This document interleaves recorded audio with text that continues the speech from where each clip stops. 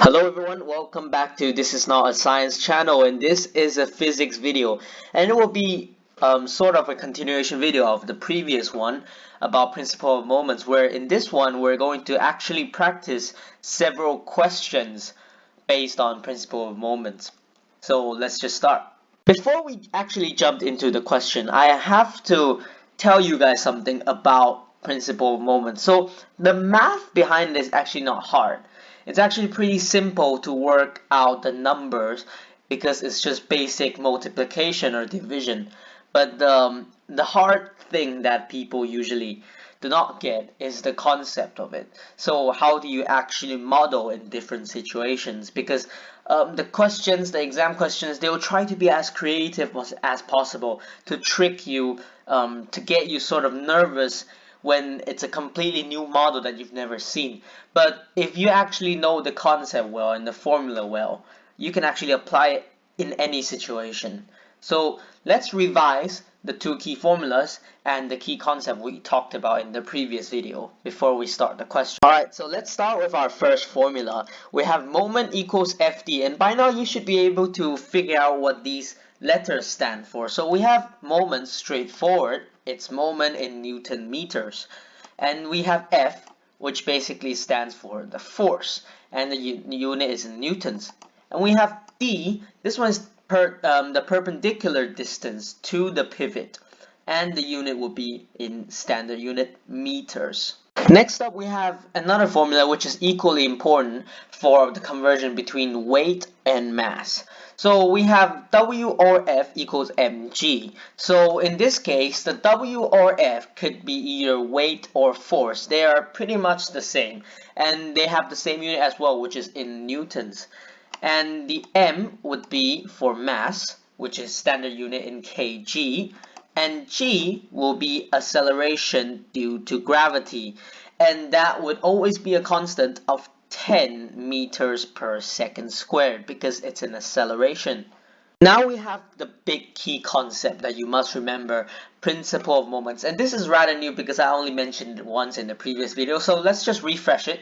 So principle of moments, when a body is balanced, the total clockwise moment about a point equals the total anti-clockwise moment about the same point, where moment equals force times perpendicular distance from the pivot. So again, let's break this definition down. So if you take a look at the last sentence, where moment equals force times perpendicular distance from the pivot, so that we know because that's the first formula that we just looked at. So that's fine. And when it says when a body is balanced, which basically means it's in equilibrium. So what are the conditions for equilibrium? As I said from the previous video, means no net movement, no net moment, and no net force. Basically, it's sort of the forces will eventually cancel out. And how do we make the forces cancel out? Well, the clockwise moment has to equal to the anti-clockwise moment. So that's the condition for being for a body to be in equilibrium. Let's get into the questions. As I said before, the questions are actually not that hard in terms of their mathematical calculations. The thing that's actually tricky is how you actually see the question, how you actually model it, and how you understand it, and using the concepts that you've learned to actually apply it into the question. So don't worry, I will go through these questions, but before that, I would like you guys to try the questions for yourself as well. So just get a piece of paper and get pencil, eraser, get ready to sketch down and drop down some calculations. Alright, here we have the first question, and I call this a seesaw question. It's a classic question for principle of moments because most of the beginners who start learning principle of moments, they definitely see this question first because it's the most straightforward to demonstrate equilibrium. Well, okay, we got this seesaw. So basically, I think everyone can tell it's in equilibrium right now because the seesaw is not tipping either right or left. So we know it's in equilibrium. Alright, so looking at the diagram, we can realize that what we are trying to find is this long rectangular object on the left, where the mass is unknown. So I put a question mark there. We don't really know what the mass is. So the big question is, how do we work out the mass from the given information above. So pause the video right now. Try to use the concepts mentioned before in the formulas to try and work out what the mass of this rectangular object is. So pause the video right now and I'll check back later. Most people have gotten that right. This is actually a pretty simple question. If you can learn the formula by heart, it should not be too hard for you. So nevertheless, let's still look through the answer and the calculation process. So let's start with here. We have this object on the right hand side where we actually have a non-mass. So we know the object on the right is 1.5 kilograms, that's no problem. And now we have to convert it into weight if we want to calculate the moment. The thing we know about this is it's in equilibrium, so we know the moment on the right hand side must equal to the moment on the left hand side. So right now we are trying to find the moment. So we have 1.5 kilograms times by 10, which is the acceleration due to gravity. We get a weight of 15 newtons. Right, and now we know its distance perpendicular to the pivot is 3 meters. So now we can calculate the moment easily by using moment equals force times distance. So moment will be 15, which is the weight there, 15 times 3.0, which is the meters, the distance. So that would be 45 Newton meters. That will be the moment. And we know it's in equilibrium. So the right hand side moment is 45 Newton meters. So the left hand side must also be 45 Newton meters.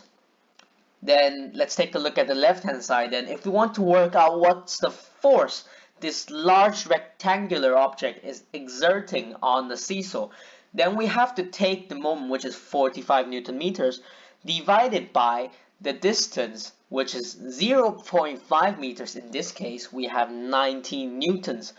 And 90 newtons we converted back to mass by doing weight over gravitational acceleration. So it's 90 over 10. This rectangular object would be 9 kilograms. Next we have a slightly different question. It's about a construction crane. So I bet most people have seen this somewhere in industrial places, where you have this huge crane that's really tall and they're used to carry objects across for example, buildings like materials, rocks, concrete, those really massive objects.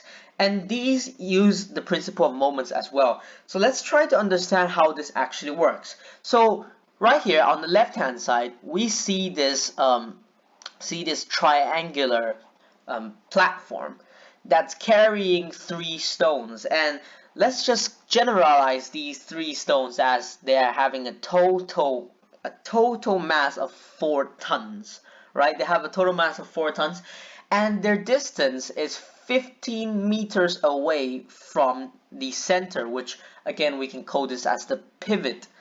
And on the other side, we need to balance this, because imagine if we don't balance this, the crane would topple over and it would injure a lot of people, and that's very dangerous. So we need to make sure we have to balance this.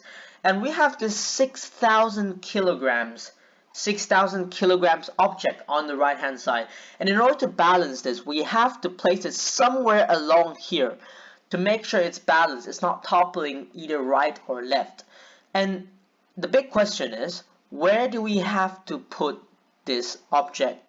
So how far does it have to be away from the pivot? So pause the video right now to try and work out the distance of this object from the pivot. Right, I hope you all had a go at the question. This one is slightly trickier because I've added in some elements of converting between units. So let's just start with it. So first of all, again, just like the previous scenario, we know this one is in equilibrium. So the left hand side moment must equal to the right hand side moment. So the first thing that comes in your mind must be working out the moments. In order to work out the moments, we have to start with the left hand side where we have a non-mass, which is 4 tons. Well, the standard unit for mass, remember, is in kilograms, so we have to convert 4 tons into kilograms first. And most people should know that 1 ton contains 1,000 kilograms, so 4 tons will equal 4,000 kilograms. Right, now once we have converted into standard unit, 4,000 we have to multiply by 10, which is the gravitational acceleration. We'll get 40,000 newtons, which is the weight of the object. So this object is exerting 40,000 newtons on the left hand side of the crane. And once we have the weight, again, we work out the moment. So moment is force times distance. So we got 40,000 times 15 meters, which is the distance from the pivot. So 40,000 times 15, you should get around 600,000 Newton meters. Right. Now we know that the left hand side has a moment of 600,000 Newton meters. So will the right hand side be. So in order to work out where we should actually place this, well, we can take weight equals mass times gravitational acceleration. We have to work out the weight of this object first. So again, 6,000 kilograms times 10 would be 60,000 newtons. And in this case, we can do some rearranging to find out the distance. Distance will equal to moment over the force. So the distance will be 600,000 over 60,000, and that would give us an answer of 10 meters. Finally, we have the last question, the flipboard question. And this one is slightly different from the previous two because this one has a unique modeling compared to the previous one. So, okay, imagine we have this board and it's able to flip up and down. And normally, if we're not holding it, it's going to fall down due to gravity. And here's a wall right here, in case you don't know, this is a wall right here. And we got a hinge, and attached to the hinge is this board that can flip up and down. So normally, we're not holding it, it's going to fall down. And we know this board has a mass of 7 kilograms. And we know it falls down because it's going to exert a weight downwards due to gravity. So it's going to flow down. Well, now the objective is to not let the board fall down, and we are about to hold it 90 degrees to the wall. So what do we have to do here? We have to work out what's the force required in order to hold this board from the handle, the triangle handle here, in order to hold this board exactly 90 degrees from the hinge. So just give a go at it and calculate the answer. And this one is actually very special. Don't worry, we'll start to work by from the non-mass. So we know the whole board is 7 kilograms, and based on the knowledge of center of mass, we can expect this entire center 7 kilogram mass to act in the center. So we have to convert it to weight first. So 7 times 10 would be 70 newtons, just like the previous questions. And we can work out the moment, which is 70 times 0.3 equals 21 Newton meters. And if you actually take a look, this is actually, if you go down, it's actually a clockwise moment, whereas when we go up will be an anti-clockwise moment. So this is our clockwise moment, and that will be our anti-clockwise moment. And now we know it's in equilibrium, so the anti-clockwise moment must also equal to 21 Newton meters. In this case, we just have to do 21 divided by 1.2 meters. We get 17.5 newtons. It's that simple. It's still clockwise and anti-clockwise moment, even though it might not seem obvious. Right. So that is the answer, 17.5 Newton. Now I like to end this video with a slightly fun challenge right here, and I bet no one can actually do it.